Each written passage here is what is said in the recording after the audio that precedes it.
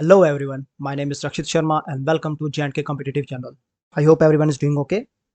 जैसा तो आप सबको पता ही होगा कि कुछ महीने पहले एक रिजल्ट आया था सब इंस्पेक्टर पुलिस का जिसको कैंसिल कर दिया गया था।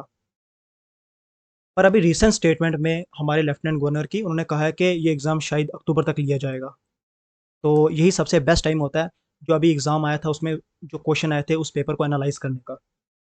तो आज हम एनालाइज करेंगे क्या ज्योग्राफी सेशन को, ताकि हमें पता चल सके कि लास्ट टाइम जो क्वेश्चन पूछे गए थे वो कितनी डेप्थ में पूछे गए थे, कि स्टैटिक क्वेश्चन से ज़्यादा आया था, करंट क्वेश्चन से कुछ आया था कि नहीं आया था। इन टाइप के क्वेश्चंस आपको पता चल जाएगा और आप ये क्वेश्चन देख आपको पता भी चल जाएगा कि आपकी प्रिपरेशन कैसी चल रही है। वीडियो स्टार्ट करने से पहले मैं आपको कहना चाहूँगा कि अगर आपने हमारी इंट्रोडक्शन वीडियो नहीं देखी है जिसमें हमने कॉमन प्रॉब्लम्स के बारे में बताया जो कि एक एस्पिरेंट फेस करते हैं, तो आप वीडियो को ज़रूर देख लें, वो आपके लिए हाईली बेनिफिशियल रहेगी। तो चलिए बिना टाइम वेस्ट किए शुरू करते हैं। In which range of the Himalayas the Mount Everest the highest peak of the world is situated. देखो सबसे पहली बात क्या है कि मैं जो पेपर आपको बताने वाला हूँ, जो क्वेश्चन एनालाइज करने वाला हूँ ना, आप ना आंसर की तरफ मत भागना।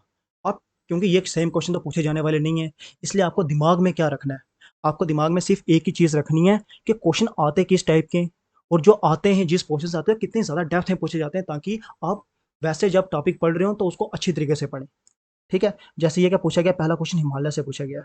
देखो सबसे पहले तो अगर आप ज्योग्राफी पोर्शन कर रहे हो, इंडियन ज्योग्राफी का पोर्शन कर रहे हो, तो आपके लिए हिमालय सबसे ज़्यादा इंपॉर्टेंट जाते हैं, बहुत ज़्यादा इंपॉर्टेंट टॉपिक है ये। इसके पीछे का रीज़न क्या है? एक तो हिमालय हमारे फिजिकल ज्योग्राफी में इंडिया की जब हम शुरू करते हैं सबसे पहले हम हिमालयस के बारे में ही पढ़ते हैं, क्योंकि ये बहुत बड़ा फिजिकल फीचर है इंडिया का। और सेकंड, हिमालय का कुछ पोर्शन ना हमारी स्टेट जम्मू एंड कश्मीर में भी पड़ता है। इसलिए ये दो फैक्टर से ना बहुत ज़्यादा क्या हो जाते हैं, हमारे लिए इंपॉर्टेंट हो जाता है। इसलिए जब आप माउंट एवरेस्ट के बारे में पढ़ रहे हो ना, माउंट एवरेस्ट का हिमालय रेंज की कितनी कोई 4 की 4 रेंज के बारे में जब पढ़ रहे हो, कौन सी पीक कहाँ पर है उसके बारे में पढ़ रहे हो, तो इस टाइम पढ़ते टाइम ना बिल्कुल क्या करें, दिल खोल के पढ़ें, कंजूसी मत करें। देखो यहाँ पूछा क्या which type of Himalaya, which range of the Himalayas mount Everest. अब देखो पूछ रहे हैं कि जो हिमालयन रेंज है, माउंट एवरेस्ट किस रेंज में फॉल करता है, जो उसके 4 रेंजेस हैं उनमें किस में फॉल करता है। इससे क्या पता चलता है कि जब आप माउंटेन्स पढ़ रहे होगे ना, तो आपको जो 4 रेंजेस हैं, ट्रांस, ग्रेटर, लेसर, शिवालिक्स, आपको याद रखना पड़ेगा इंडिविजुअली क्या, कि किस रेंज में कौन सी माउंटेन पीक पाई जाती है। सिर्फ आप ये याद नहीं रख सकते कि हिमालय में कौन-कौन से माउंटेन रेंजेस हैं, आपको ये भी याद रखना पड़ेगा क्या, कि किस रेंज में कौन सी माउंटेन पीक पाई जाती है। अगली बार जब आप हिमालय पढ़ रहे हो तो कम से कम आप इंडिविजुअली लिख के रख लें क्या, कि कौन सी माउंटेन रेंज में कौन सी पीक आ रही है। तो बेसिकली इसका आंसर कौन सा आता है, ग्रेटर हिमालयस। देखो शिवालिक कौन सी है, इसकी लास्ट वाली रेंज है, इसलिए ये तो हो नहीं सकता। नीलगिरी कहाँ पे आती है, हमारे नीचे तमिलनाडु एरिया में आता है। अरावली कहाँ पे है, हमारा राजस्थान वाले एरिया में पड़ जाता है। इसलिए ये क्वेश्चन का आंसर हो नहीं सकता है, ग्रेटर हिमालय आंसर है। पर आपको पता चल गया कि आपको हिमालय पढ़ना तो किस टाइप का आपको क्वेश्चन पढ़ना पड़ेगा। चलते हैं हम दूसरे क्वेश्चन पे। देखो, where is Karakoram range located. अभी पीछे वाले क्वेश्चन में हमने क्या बात की थी, हिमालयस की, और देखो फिर से क्वेश्चन आ गया हिमालयस का। हिमालय आपके लिए इतना ज़्यादा इंपॉर्टेंट है, दो क्वेश्चन लगातार आ गए। इसमें उन्होंने क्या पूछा था कि माउंट एवरेस्ट ना किस रेंज में फॉल करता है, ऐसे किस रेंज में फॉल कर रहा है, किस रेंज में फॉल कर रहा है। पर इस क्वेश्चन में क्या पूछा गया, देखो, where is Karakoram range located. अब ना ये हमारा हिमालय है, हम बात करते हैं। देखो जैसे हमने ये बनाया, इसको क्या,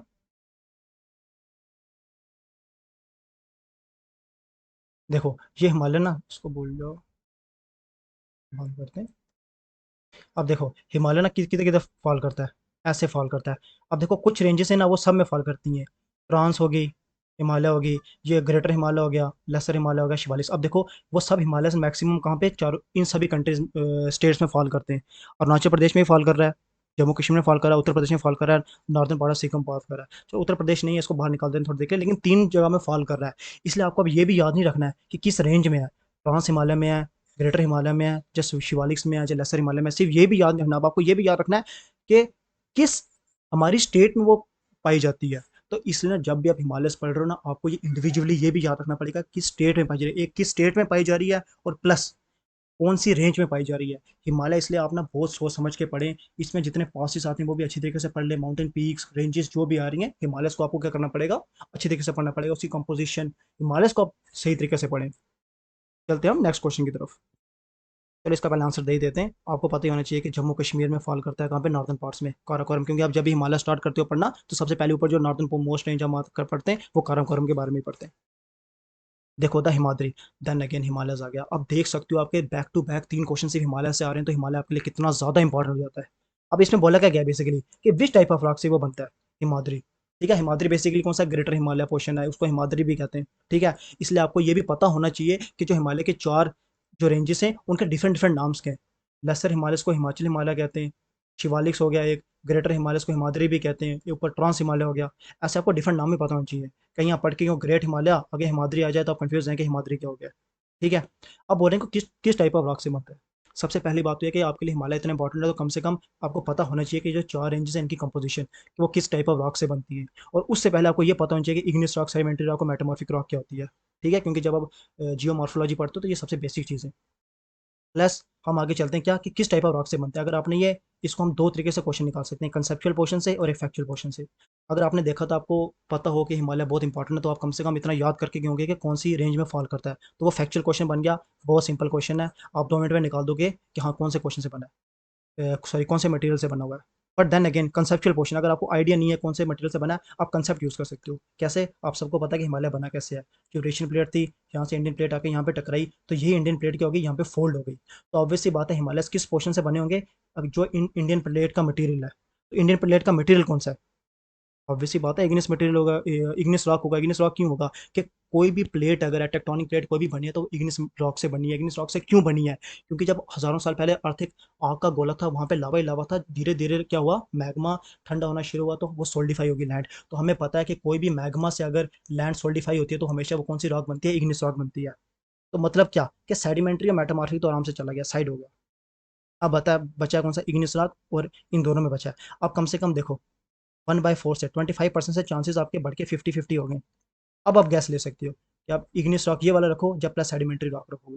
ठीक है। तो सेडिमेंट्री रॉक बेसिकली आंसर इसका डी है, क्योंकि सेडिमेंट्री भी आ जाता है। सेडिमेंट्री क्यों क्यों आता है? क्योंकि अब देखो इतनी देर हो गई क्या चल रही है, कब से हमारी डेनुडेशन हो रही है, इरोजन हो रही है, तो इसकी वजह से क्या हो रहा है कि सेडिमेंट्स काफ़ी इकट्ठे हो गए। तो अब उसका मेजर चंक भी क्या होता है, सेडिमेंट्री रॉक से भी है। उस तो चलते हैं हम नेक्स्ट क्वेश्चन की तरफ। देखो क्या लिखा हुआ है। विच of the following type of rainfall occurs when the saturated air mass encounter mountain. देखो सबसे पहले आप जब शुरू करते हो क्या पढ़ना, क्लाइमेट। ठीक है, क्लाइमेट में आपको सबसे पहली चीज़ें क्या पढ़ाई जाती हैं, फ्रंटल रेनफॉल क्या होती है, कन्वेक्शन रेनफॉल क्या होती है, साइक्लोनिक रेनफॉल क्या होती है, ओरोग्राफिक रेनफॉल क्या होती है। तो कम से कम आपको इतने जनरल टर्म्स का पता ही होना चाहिए। देखो अभी तक कोई क्वेश्चन नहीं है जो ज़्यादा इन डेप्थ में आया हो।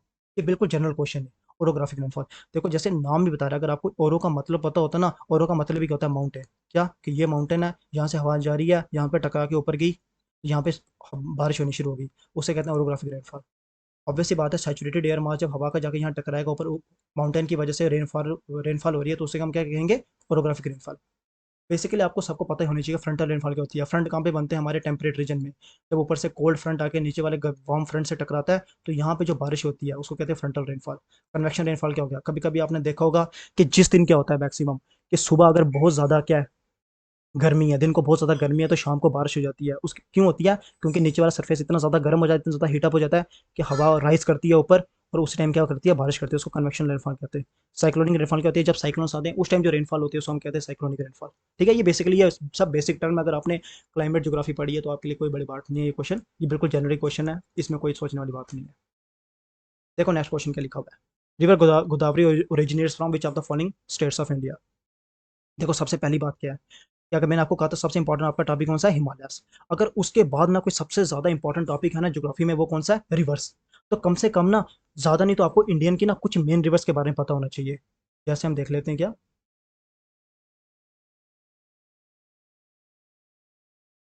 जैसे हम मान लेते हैं क्या, ये इंडिया का क्या मैप है। तो कम से कम आपको ना कुछ मेजर रिवर्स का पता होना चाहिए। जैसे इंडस होगी है, Indus river system, Ganga river system, Brahmaputra river system, यहाँ पे कौन सी आ गई, नर्मदा, महानदी, गोदावरी, कृष्णा, कावेरी। ये सबसे मेन रिवर्स जो है ना, इनके बारे में और कम से कम इनके ट्रिब्यूटरीज के बारे में आपको पता होना चाहिए। ठीक है। तो इससे आपको क्वेश्चन मैक्सिमम हर टाइम फंस ही जाएगा। ठीक है। तो ये मेन कम से कम पढ़ लें, उनकी ट्रिब्यूटरीज पढ़ लें और देख लें कम से कम ये ओरिजिनेट कहाँ पे होती हैं, वे ऑफ बंगाल में गिर रही हैं या फिर अरेबियन सी में गिर रही हैं, इतना आपको पता होना चाहिए। देखो अगर आपको बेसिकली ये क्वेश्चन मान लेते, ये तो बहुत ज़्यादा सिंपल क्वेश्चन आ गया था ना, कि मान लेते हैं कि चलो आपने पढ़ा नहीं होता कि ओरिजिनेट किस स्टेट से होती है, तो पर आपको पता है ये नीचे वाली साइड है कहीं। अब देखते हैं ऑप्शन, देखते हैं। देखो तमिलनाडु, तमिलनाडु आपको पता है इस साइड है, तो ऑब्वियस सी बात है यहाँ से स्टार्ट तो होगी नहीं। ठीक है, कम से कम हमें पता है कि इस एरिया से स्टार्ट हुई है। ठीक है। तो ये बार हो गया हमारा पहले। दूसरा कौन सा आ गया, आंध्र प्रदेश। आंध्र प्रदेश हमें पता है इस पोर्शन पे फॉल करता है। तो दो ऑप्शन तो हमने निकाल दिए। अब हमारे पास बचा महाराष्ट्र या तेलंगाना। तेलंगाना भी थोड़ा इस पोर्शन पे है और महाराष्ट्र हमारा इस पोर्शन पे है। अगर हम थोड़ा ज़्यादा ही गैस लें, चलो आप इन दोनों में अगर आप एलिमिनेट नहीं कर पा रहे हो तो फिर भी आपके पास ना 2 ऑप्शन बच चुके हैं, अभी भी आप 50-50 ऑप्शन ले सकते हो। देखो, अगर आपको क्वेश्चन नहीं आता है, आपको ऐसे अप्रोच करना पड़ेगा, कम से कम एक एक अगर आप ऑप्शन भी एलिमिनेट कर पाते हो ना, तो 25% से बढ़ के आपके 33% चांसेस हो जाते हैं उस क्वेश्चन को ठीक करने के। अगर 2 कर लेते हो एलिमिनेट, तो आपके 50-50% चांसेस बढ़ जाते हैं। ठीक है? इसलिए ना कम से कम एलिमिनेट करने की कोशिश करो। अगर आप किसी क्वेश्चन में गेस करने वाले हो तो एलिमिनेट करो। ठीक है? तो देख सकते हो जैसे इसका सही आंसर है महाराष्ट्र। अगर तब भी चलो आप गेस ले लेते तो तेलंगाना या महाराष्ट्र में तो कोई एक आ ही जाता।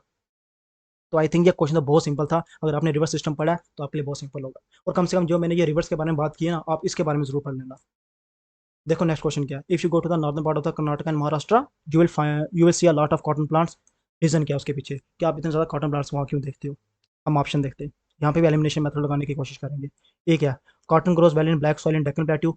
देखो, अगर हमने बचपन से कुछ पढ़ना शुरू किया ज्योग्राफी में, वो क्या शुरू किया, ये जो डेक्कन में पाई जाती है कौन सी, ब्लैक सॉइल। और ब्लैक सॉइल सबसे अच्छी चीज़ है, अच्छी सॉइल है किसके लिए, कॉटन ग्रोथ की।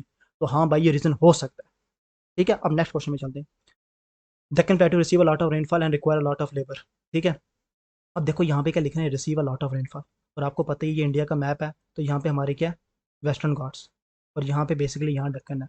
तो यहाँ से जो हमारा साउथ वेस्ट मानसून आता है ना, तो पूरा का पूरा मानसून मैक्सिमम ना यहीं पे रुक के इसको बैरियर की तरह रोक देता है वेस्टर्न घाट्स, और यहीं पे बारिश हो जाती है। तो इस एरिया में उतनी बारिश पहुंच नहीं पाती है। तो ये तो absurd स्टेटमेंट हो गई।